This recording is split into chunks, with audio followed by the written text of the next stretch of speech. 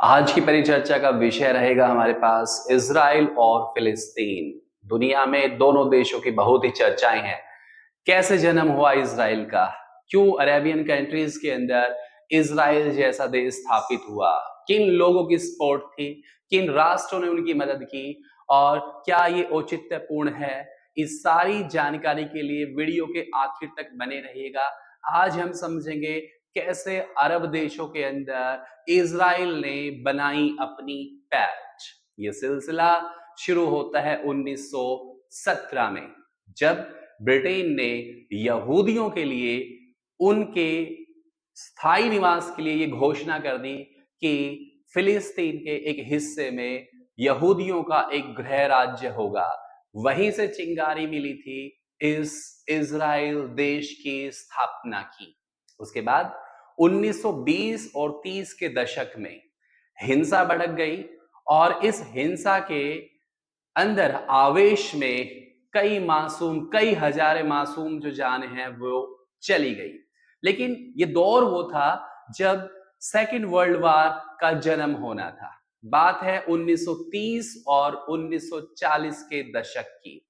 इस दौरान जर्मनी का नेतृत्व किया था एडोल्फ हिटलर ने और उन्होंने यहूदियों पर अत्याचार किए थे और करीबन करीबन 60 लाख यहूदियों को मौत के घाट उतार दिया गया था। इसके बाद ये घटना घटने के बाद पूरी दुनिया में जो है इजराइल के समर्थन में लोग आए और बड़ी तेजी से मांग बढ़ने लगी कि इजराइल राज्य का जन्म होना चाहिए और वो भी अरब क्षेत्र में। ये सिलसिला आगे बढ़ता रहा और उसके बाद सन 1947 में जब संयुक्त राष्ट्र संघ ने फिलिस्तीन को बांट दिया गया और ये घोषणा कर दी गई कि फिलिस्तीन राज्य जो है इसको बांट दिया जाना चाहिए। एक हिस्से में इजराइल होगा और दूसरे हिस्से में फिलिस्तीन होगा।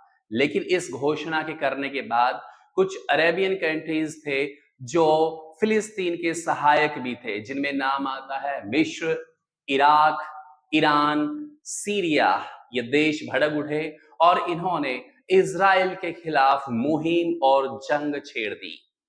14 मई 1948 को इजराइल ने अपने आप को स्वतंत्र घोषित कर दिया और एक स्वतंत्र इंडिपेंडेंट कंट्रीज के रूप में अपने आप को मान्यता दी।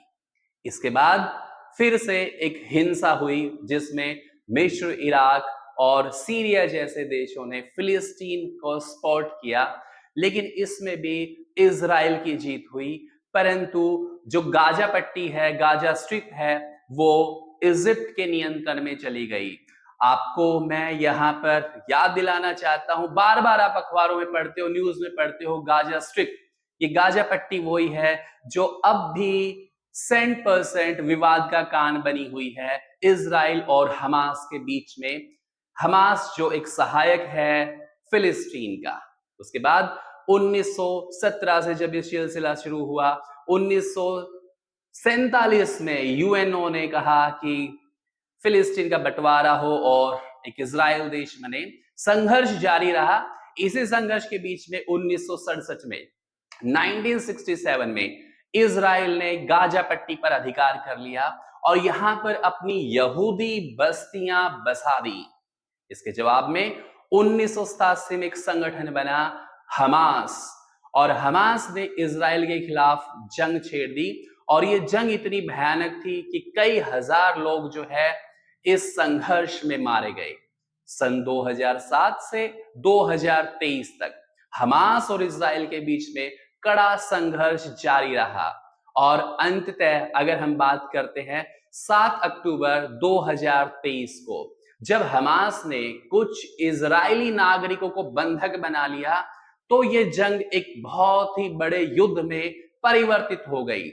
2025 में अब इस गाजा स्ट्रिप का जो क्षेत्र है उसमें इजराइल सैनिकों ने 90% गाजा स्ट्रिप पे, गाजा पट्टी पर अपना कब्जा कर लिया है। तो ये बहुत ही भयानक और एक ऐसी त्रासदी है, हम तो ये कहेंगे कि ये इस सदी की सबसे बड़ी त्रासदी है युद्ध के लिहाज से अगर देखा जाए तो।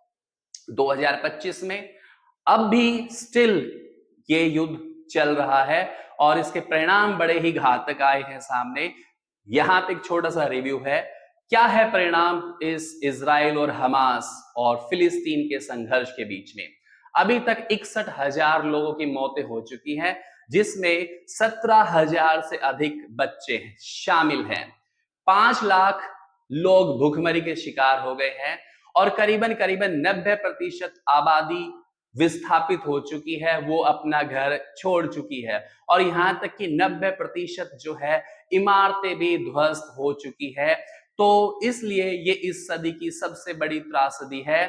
तो विश्व समुदाय को ये करना चाहिए कि इन दोनों देश के बीच में सुलह हो। तो ये जो कहानी थी, ये एक शुरुआती दौर से मैंने आपको बताया था इजराइल कैसे एक अरेबियन क्षेत्र में आया, अपने आप को स्थापित किया और फिर यहां एक स्वतंत्र राष्ट्र के रूप में पनपा और हमास किस तरह से इसके खिलाफ संघर्ष किया और कुछ अन्य देश भी थे जिन्होंने फिलिस्तीन को सपोर्ट किया, जिसमें जॉर्डन है, सीरिया है, इराक है, मिस्र है।